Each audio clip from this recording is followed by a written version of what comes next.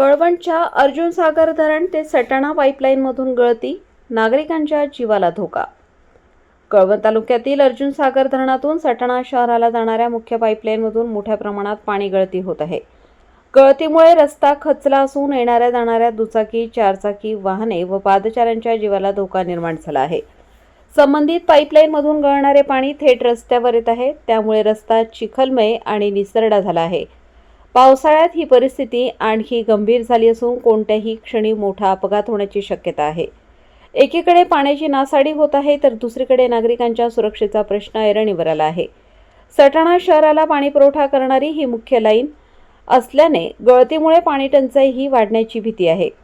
स्थानिकांनी अनेकदा संबंधित विभागाला लेखी व तोंडी तक्रार करूनही अद्याप दुरुस्तीचे काम झालेले नाही।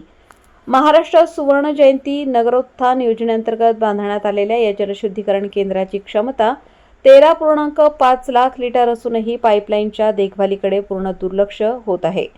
ग्रामस्थांनी सटाणा नगर परिषद, सार्वजनिक आरोग्य विभाग व जिल्हा प्रशासनाकडे तातडीने पाईपलाईन दुरुस्त करून अपघात होण्यापूर्वी प्रतिबंधात्मक उपाययोजना करण्याची मागणी केली आहे।